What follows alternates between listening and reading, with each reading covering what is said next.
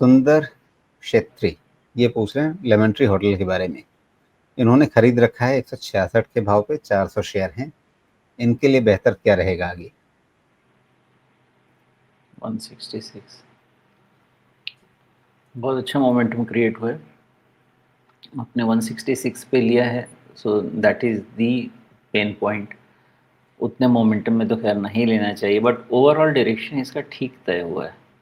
और ये डायरेक्शन मुझे लगता है कि 148 से राइज शुरू हुई है रफली, तो दैट इज़ द प्लेस।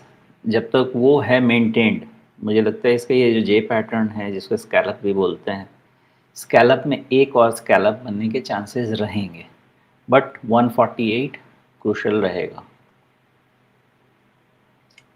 148 पे नज़र रखनी है, उसके पहले यहाँ पे दिक्कत नहीं होनी चाहिए। 166 पे आपने खरीदा है, तो बिल्कुल जब इसमें ब्रेकआउट हो गया है उसके बाद ही इन्होंने लिया। लेकिन ये देखिए, ये भी एक तरीका है ना लोगों के सोचने का। पहले ये देख रहे थे कि 162 के आसपास या 160 के आसपास इसको एक रेजिस्टेंस मिल रहा है। जिस दिन वो रेजिस्टेंस पार हुआ, उसके बाद जो भाव उनकी पकड़ में आया वो उन्होंने लिया है। नहीं, सही बात है, लेकिन तरीका ठीक नहीं है ना। तो क्या होता है, मोस्टली इतने अच्छे नहीं ब्रेकआउट देखिए, के एक बाद ट्रेडर क्लोज यही का वेट इंतजार करना। करता है। एक ट्रेडर क्या करता है, इंतजार करता है कि ब्रेकआउट हो जाए। ब्रेकआउट कंफर्म हुआ 162 के ऊपर।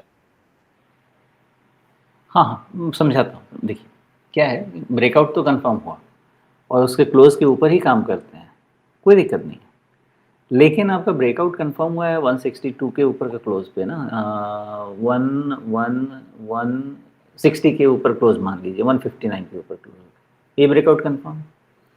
देखिए लेकिन ये अगर आप ब्रेक देखिए ये ब्रेकआउट हुआ है 21 अगस्त को। उस दिन की क्लोजिंग ही 166 पे है। हाँ, तो सवाल है कि फिर क्यों खरीदना है?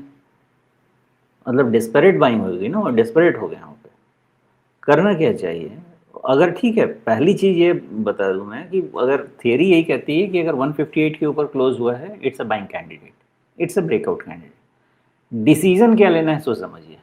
चलिए देखिए फिर, अब अगर ये ब्रेकआउट कैंडिडेट है तो 130 और 160 यानी करीब करीब ये 190 तक का कैंडिडेट बनना चाहिए पोटेंशियली। ठीक है, अगर पोटेंशियली ये 190 तो 10 नीचे भी हो सकता है, 10 ऊपर भी हो सकता है, वो कैंडिडेट बनना चाहिए। अब आपने 160 के ऊपर डिसाइड किया कि आपको जहाँ मिला 165 पे ले लिया, तब आप ये समझें कि आपके पास ऊपर कमाने के लिए 20 से 30 रुपए हो सकते हैं। ठीक है, और नीचे फिर आपको देखना है 150 के नीचे ही, 148 के नीचे ही, फिर आपके पास 15 रुपए होता है गंवाने के लिए। तो रिस्क रिवार्ड 1:2 का बैठ रहा है, फाइन। अगर इस रिस्क रिवार्ड के हिसाब से आप जा सकते हैं, कहीं पे भी लीजिए, because ultimately in any trade what matters is risk reward का रेशियो है। जी। लेकिन अगर दिख गया कि इतना एक दिन में भाग गया है, तो थ्रोबैक रफली हो ही जाता है। उस थ्रोबैक पे लेंगे और बाकी पैरामीटर्स को आप इवेल्युएट करेंगे तो वो बता देगा कि थ्रोबैक जितना क्लोजर टू 160 उतना अच्छा। तो 2 रुपया ऊपर भी लिया, 2 रुपये नीचे भी लिया, दो टुकड़ों में लिया तो भी कोई दिक्कत नहीं। तो उस जी। तरह से रिस्क रिवॉर्ड आपको और बेहतर हो सकता है, बिकॉज अगर 160 का एवरेज है तो आपके पास कमाने के लिए हो जाता है 25-30%, और नीचे खोने के लिए होता है लेस देन 10%, तो उसको और बढ़ाया जा सकता है। जी।